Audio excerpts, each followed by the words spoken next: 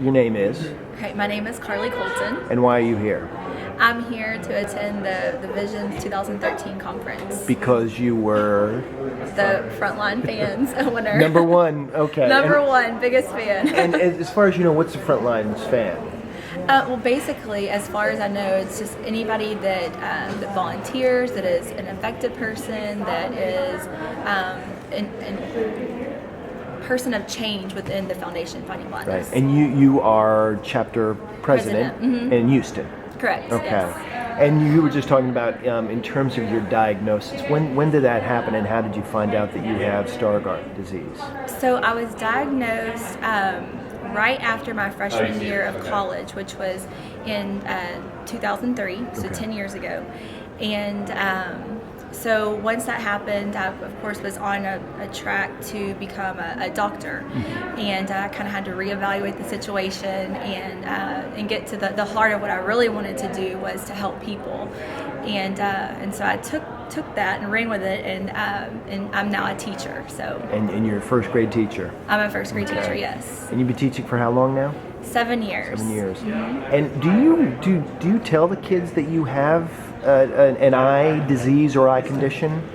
I don't necessarily tell them because I don't want them to use it against me or try to play tricks on me. But I do let them know about the Foundation Fighting Blindness, and that I participate in a volunteer organization and a nonprofit, and try to let them know what that means. And what is your vision like right now?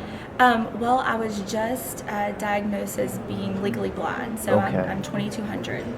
2200. Correct. And if you can give people kind of a visual sense of what you see or don't see, what would that be? Well, it's with Stargardt, it's basically like there's a hole in the middle of my vision. So whenever I look at things or people, I have to look around them to try to gain the whole picture. So when you look directly in my face right now, are you not seeing? I can see your outline. Sure. I cannot see details. I have no idea what color your eyes are.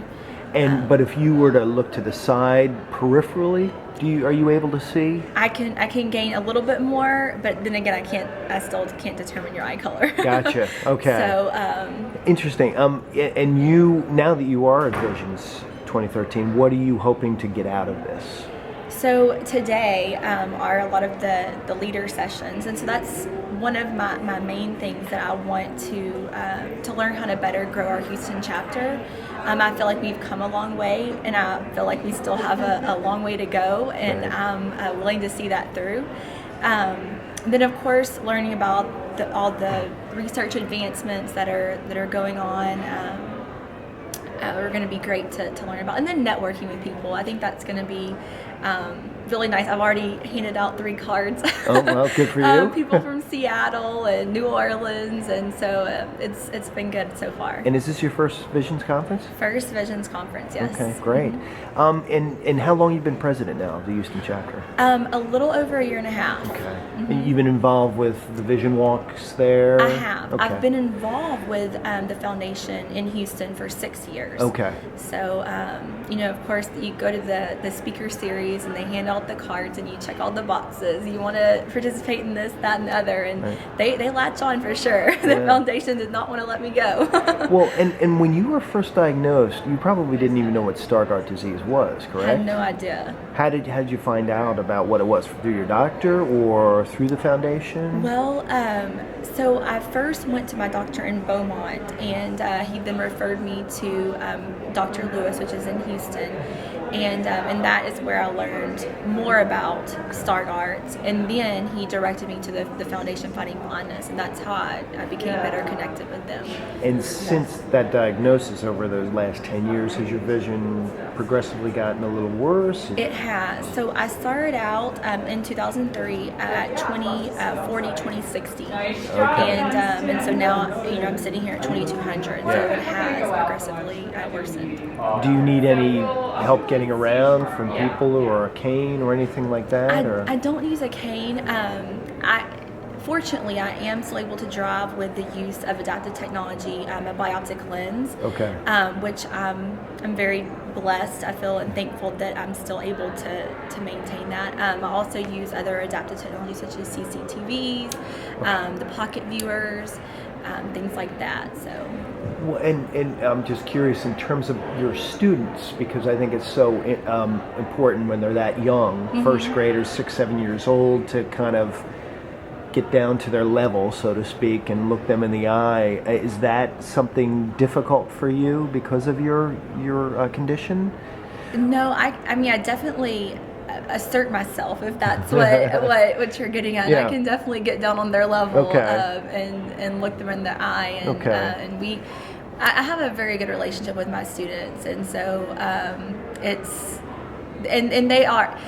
I don't necessarily tell them that I have a condition, but they do help me, and they don't even know they're helping me. Right. So what do you mean by that exactly? Well, I guess I should say they know that they're helping their teacher, but they don't know necessarily why they are helping their teacher. Okay. So it makes them feel very special, and it definitely benefits me. Helps you, right? Right. And what about somebody who's just being diagnosed? Because Stargardt, often people are diagnosed, it can be a very young age, right? Teens right up through the 20s. Somebody who's just diagnosed, what would you say to that person in terms of what, to maybe, prepare them for what's to come? So it's going to make me tear up a little bit. That's okay. But just to always follow your heart and your dreams, and this is for parents as well. Like, just always encourage your children. I know my parents have definitely encouraged me, and my friends have also been very supportive. And to just don't give up. And I believe that I've always kept the belief that there is a cure, and then that's what we're working towards within the Foundation Fighting Blindness, and that there is hope, and just always believe that, to don't give up. Okay, well, no, that's a great message. So while you're here in Baltimore, you're hoping to meet people, you're hoping to learn some things about the research, do some networking. Yes. And learn a little bit more about leadership, although it seems to me maybe being a first grade teacher, you may not need to know too much about leadership.